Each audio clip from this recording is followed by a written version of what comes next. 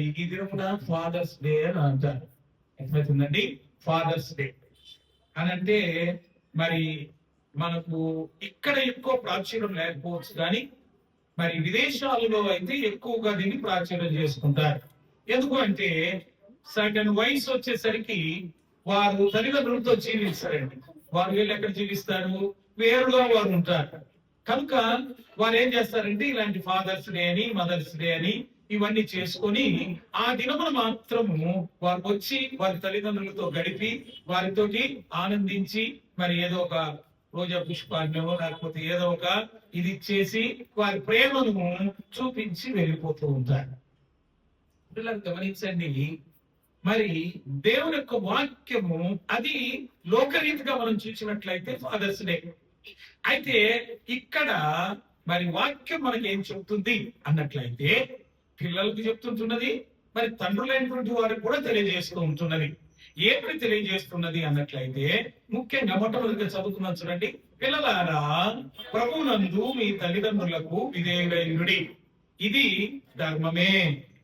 అదే రీతిగా మరి 3వ వచనం కూడా చదువుకుందాం. నీకు మేలు కలుగునట్లు నీ తండ్రిని తల్లిని సన్మానింపు, అప్పుడు నీవు భూమి మీద దీర్ఘాయుష్మంతుడవగుదు, ఇది వాగ్దానముతో కూడిన ఆజ్ఞలలో మొదటిది. కనుక పిల్లలైనటువంటి వారు తల్లిదండ్రులైనటువంటి వారికి విధేయులై ఉండాలి. అది వారి కర్తవ్యం అండి, వారి ధర్మము అని దేవుని యొక్క వాక్యము సెలవిస్తూ ఉంటున్నది. రెండోదిగా ఏం చెప్తాడంటే, నీకు మేలుకు కలుగునట్లు నీ తండ్రిని నీ తల్లిని సన్మానింపుము, అప్పుడు నువ్వు భూమి మీద ఏమైతాడంట దీర్ఘాయుష్మంతుడవై ఉండుము. దేవుని బిడ్డలు గమనించండి, మనము దీర్ఘాయుష్మంతులం కావాలంటే తల్లిదండ్రులకు విధేయులు కావాలి. తల్లిదండ్రులకు విధేయులు కావాలి. ఈ దినమున తల్లిదండ్రులు అనేటువంటి వారిని గౌరవించేది చాలా తక్కువగా మనం చూస్తూ ఉంటున్నామండి.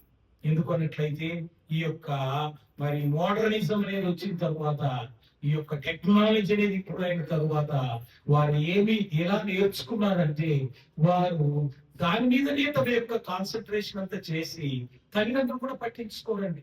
ఇలా దేవుని బిడ్డలను గమనించండి, ఈ గతంలో ఏ విధంగా ఉండేనంటే కుటుంబం అంతా